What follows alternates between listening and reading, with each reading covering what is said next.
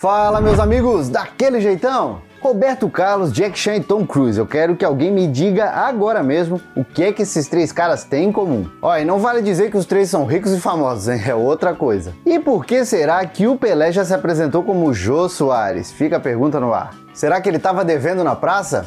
Se você ficou curioso, eu sou Taylor Fábio e seja bem-vindo a mais um Coleção em Ação Show.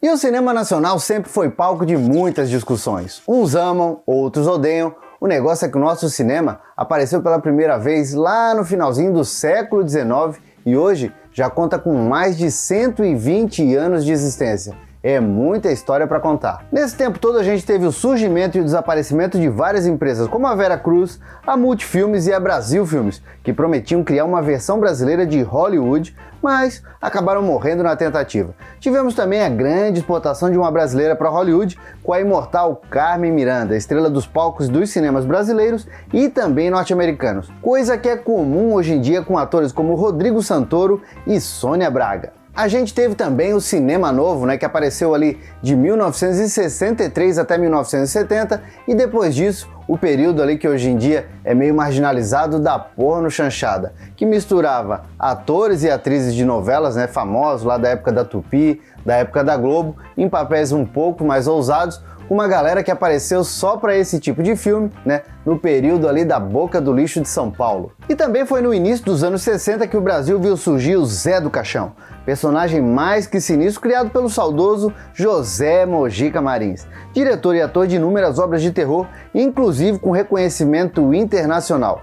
Talvez, uma pena, mas até maior do que aqui na terra natal dele. Depois disso, com a entrada dos anos 80, o cinema nacional passou por uma tentativa de se tornar muito mais comercial, principalmente com produções dos Trapalhões e da Xuxa, que arrastavam milhares de pessoas para o cinema, algumas vezes até batendo de frente com o cinema internacional. E é claro, se a gente fala dos Trapalhões, a gente não pode esquecer dos precursores da comédia brasileira nos cinemas. Como foi o caso do Grande Otelo e do Oscarito, e as dezenas de filmes produzidos e estrelados pelo grande Amácio Mazzaropi, que lançou seu primeiro filme Sai da Frente em 1952 e atravessou o tempo até chegar em 1980, com o filme O Jeca e Sua Égua Milagrosa. Cambada de medroso! Tá vendo que o defunto tá morto?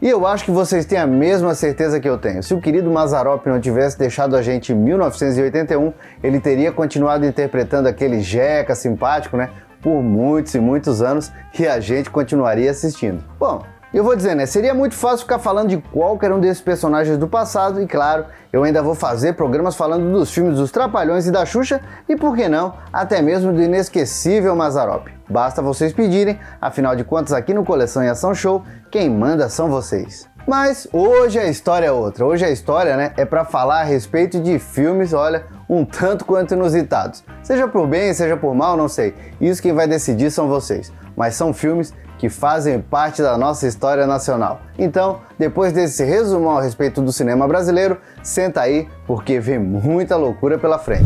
E a gente já começa na mó brasa, mora bicho, já que a gente vai falar do filme Roberto Carlos em Ritmo de Aventura, e vocês achando que o rei Roberto Carlos só apresentava os especiais da Globo de final de ano? Nada, o cara já estrelou vários filmes, que foram muito ousados até para a época dele. E o filme Roberto Carlos em Ritmo de Aventura estreou em 30 de abril de 1968 e levou multidões para o cinema, já que todo mundo queria ver o rei da Jovem Guarda, então chegando no auge do sucesso, estrelando um filme de aventura, no melhor estilo Elvis Presley. E esse filme foi dirigido pelo Roberto Farias, um diretor que infelizmente deixou a gente em 2018, mas já naquela época já tinha muita experiência com cinema nacional. E o filme mostrava o jovem Roberto Carlos fugindo de criminosos, comandados pelo vilão francês Pierre, que de francês não tinha nada, já que ele era vivido pelo saudoso José Liogoy e tinha um plano muito maluco de raptar o rei para colocar ele ligado em um supercomputador, saca essa,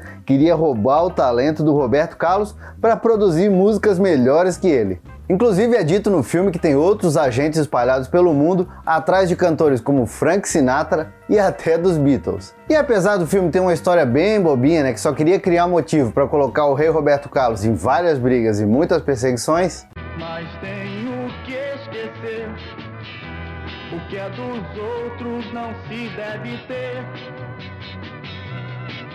Vou procurar alguém. pelo menos eles já previram naquela época que os computadores iam substituir as pessoas e que ninguém ia viver sem eles. E olha, eu até que me surpreendi bastante com esse filme, já que eu fui rever ele esses dias para poder fazer o vídeo. E eu me surpreendi mesmo, já que o filme é muito bem feitinho, com perseguições de carros, helicópteros, muita cantoria e até filmagens em Nova York e no Cabo Kennedy, onde a produção conseguiu uma autorização inédita da NASA para simular a ida do Roberto Carlos para o espaço. Até isso tem na história, o Roberto Carlos vai parar no espaço. Mas sabe o que foi o mais legal desse filme para mim? Foi ver a utilização da metalinguagem. Afinal de contas, o Roberto Carlos sabe a todo momento que está dentro de um filme. Já sei!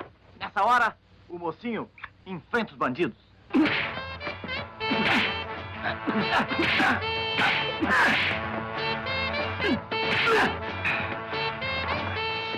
Aqui, garotão. Mas, na covardia, um deles pega a metralhadora. E apesar do filme ter um final bem estranho, que chega até a destoar do resto do filme, o mais legal pra mim foi saber que o Roberto Carlos não usou dublê pra fazer o filme todo. Aliás, né, nem tanta surpresa assim. Afinal de contas, o Roberto Carlos já era um rebelde pra época e eu aposto que ele não perdeu a oportunidade de conquistar ainda mais as menininhas do período, mostrando as suas habilidades de luta e de direção. E pode parecer bem estranho, mas olha, eu recomendo esse filme pra quem é fã do cinema nacional do passado. E se para alguns foi uma grande surpresa descobrir que o rei Roberto Carlos participou de 3 filmes de aventura lá no passado, talvez também seja surpresa saber que um outro rei também se aventurou pelo cinema nacional. O rei do futebol, Edson Arantes do Nascimento, o Pelé, entende? E é claro, eu aposto que você lembra do filme norte-americano Fuga pra Vitória, com a maluca união do Sylvester Stallone, do Michael Caine e do Rei do Pelé, disputando uma partida de futebol contra nazistas em plena Segunda Guerra Mundial. Ou então, o filme dele junto com os Trapalhões, lançado em 1986, Os Trapalhões e o Rei do Futebol. Aliás, esse é bem facinho de lembrar, afinal de contas, os Trapalhões eram um sucesso de bilheteria com qualquer filme lançado naquela época. E talvez se o Team Blue colocar essa cena aqui, vocês respondam que já viram várias vezes como meme da internet. Você é o Pelé? Não, eu sou o Jô Soares, sua piranha. Mas sabe que filme é esse? Os Trombadinhas, lançado em 1979 e que até o Chaves queria ter ido ver no cinema. Teria sido melhor ir ver o Pelé. Eu estou quieto. Agora, tudo que acontece, o culpado sou eu. Um monte de gente, o culpado sempre sou eu. Seria melhor ter ido ver o Pelé. E olha só que viagem que é essa história. Isso deve ter acontecido realmente em alguma terra paralela que, olha, eu com certeza queria ter vivido. Já que o Pelé é o próprio Pelé no filme e mostra a volta dele dos Estados Unidos, onde encerrou a carreira pelo Cosmos. Só que ao invés do rei curtir a fama e a aposentadoria, ele acaba se unindo a um rico empresário vivido pelo Paulo Goulart e começam juntos a combater a desigualdade social, principalmente com as injustiças vividas pelas crianças de rua. Só que ao invés de fazer campanhas preventivas ou coisa que o valha, o Pelé resolve virar um investigador policial para combater o crime em São Paulo, junto com o parceiro Bira. Eita, não tem nome de polícia mais anos 80 do que esse, diz aí. Aí tome Pelé adaptando o dom da bola para atividade policial, com perseguições de carro, brigas no estilo Trapalhões, correndo para cima e para baixo atrás de criminosos que usam as crianças para cometer crimes. Com certeza um filme que vale muito pela curiosidade e pra gente descobrir uma época que o nosso cinema, era bem mais inocente. E saindo dos anos 60 e dos anos 70, que tal a gente chegar nos anos 80 lembrando do filme Fuscão Preto, lançado em 18 de abril de 1983. Bom, Só que para falar dessa pérola do cinema trash nacional, a gente tem que voltar para 1974, quando Mariel, Jeca Mineiro e Atílio Versuti tiveram a ideia para compor essa música, já que eles eram pintores e assistiam todo dia um camarada chegar num Fuscão preto e pegar uma mulher casada perto da obra onde eles trabalhavam, só para poder levar ela para umas aventuras obscuras em outro lugar, se é que vocês me entendem. Bom, a música Fuscão Preto mesmo só foi lançada em 1978 e até 1982 ela ganhou nada mais nada menos do que 22 regravações, inclusive uma delas, lançada em 1982 pelo Almir Rogério, foi a mais tocada daquele ano. E aí, óbvio, né, algum gênio da época achou que Fuscão Preto podia virar filme e chamou o diretor Jeremias Moreira Filho para assumir a boleia do Herbie Preto, ou melhor dizendo, a direção do filme. Foi natural chamar o cantor Almir Rogério para estrelar o filme com a música, né, de maior sucesso dele.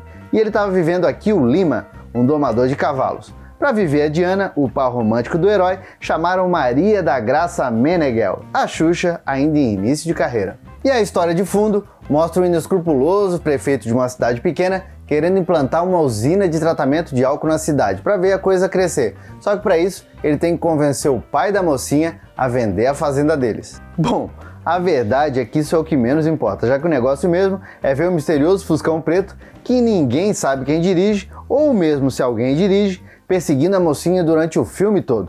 E o misterioso herói Lima tentando salvar ela, saindo literalmente no braço com um Fuscão Preto.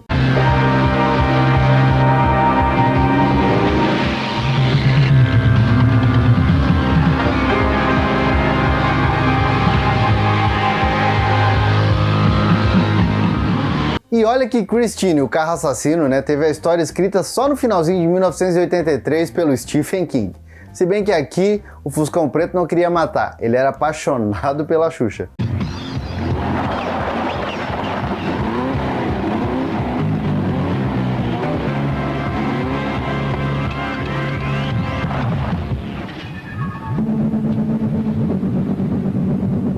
Pô, qual é, cara?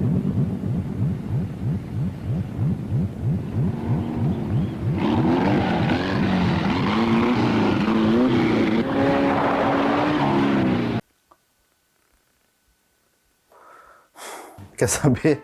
Bora pro próximo filme.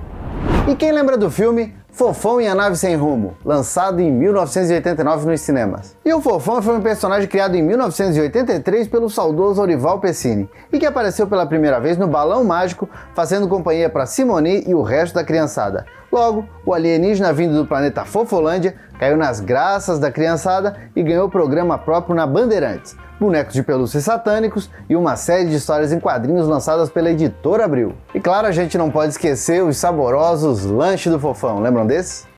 Pra fazer um lanche bem gostoso, a gente põe chocolate no wafer bem torradinho e pronto! Ô, Fofão, você comeu tudo!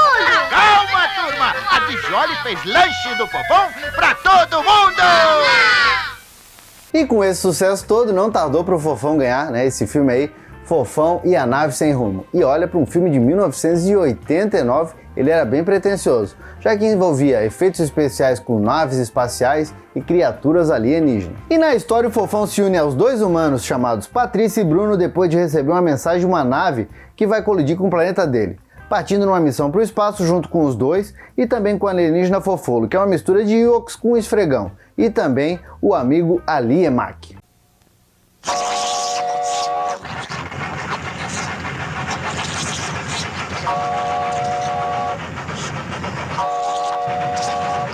E aí, para deixar tudo mais louco, lá pelo meio do caminho, o Fofão acaba descobrindo que ele caiu, na verdade, foi numa armadilha criada por uma vilã que queria uma coordenada de um tesouro que, sabe-se lá por quê, tava no nariz do Fofão. E óbvio, daí pra frente o pau pega com o Fofão e a turma dele tentando impedir os planos dos vilões e também tentando impedir que a nave bata de frente com um super meteoro. No meio disso, a gente ainda tem ninja, já que naquela época eles eram moda, né, e não podiam ficar de fora, clones do Fofão, cenários que pareciam saído diretamente de algum filme italiano do início dos anos 80 e vários alienígenas que devem ter sido emprestados pela Toei depois das filmagens dos episódios iniciais do Fantástico Jaspion.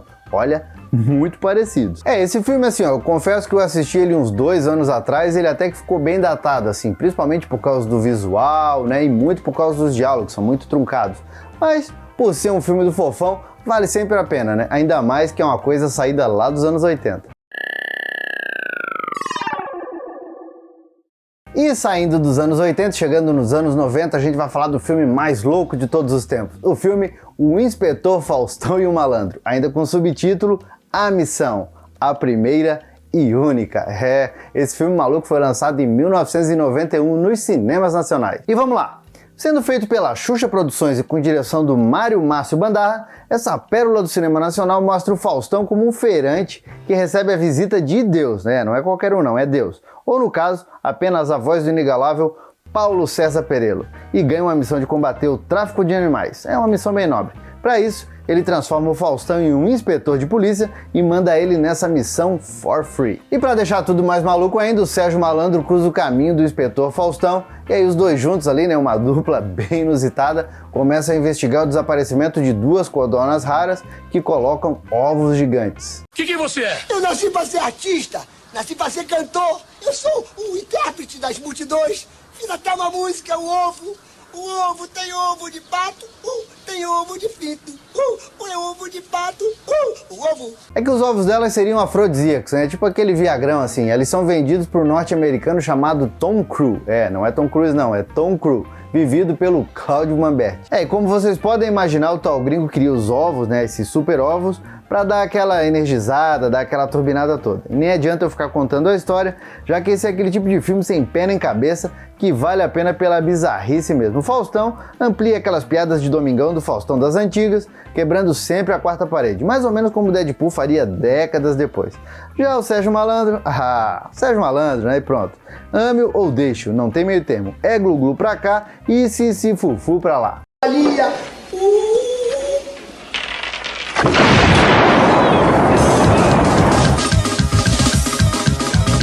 E essa bagaceira ainda rendeu um LP com a música O Rap do Ovo, cantada pelo Faustão e pelo Sérgio Malandro. Eu vou dizer, hein, eu acho que o Faustão sentiu tanto que pagou um mico, mas pagou um King Kong gigante, que ele nunca mais gravou filme nenhum, e naquela época ele já se mostrava bem incomodado em cantar esse tal Rap do Ovo.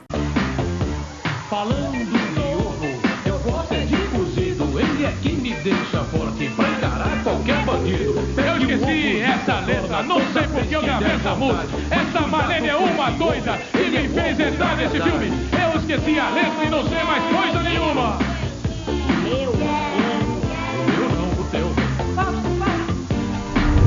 Bom, meus amigos, por enquanto era isso. Eu espero que vocês tenham gostado desse vídeo falando a respeito dessas pérolas do cinema nacional. E se vocês gostaram, deixe aqui nos comentários sugestões de outros filmes. Provavelmente eu não vou fazer, mas vai ser bem legal a gente falar a respeito disso. Bom, vai que vocês aparecem com a maluquice, né?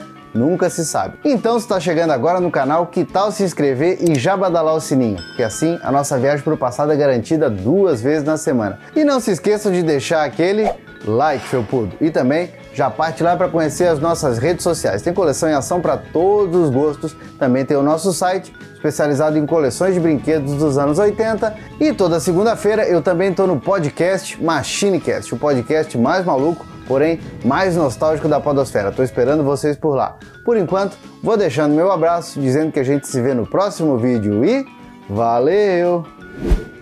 E esses são os membros Felpudo Gold do canal. Muito obrigado por acreditarem e ajudarem a preservar a memória do passado. E aproveitando, vem ser um Felpudo Gold você também. Aperta aqui no botão Seja Membro para mais informações de como ajudar o canal.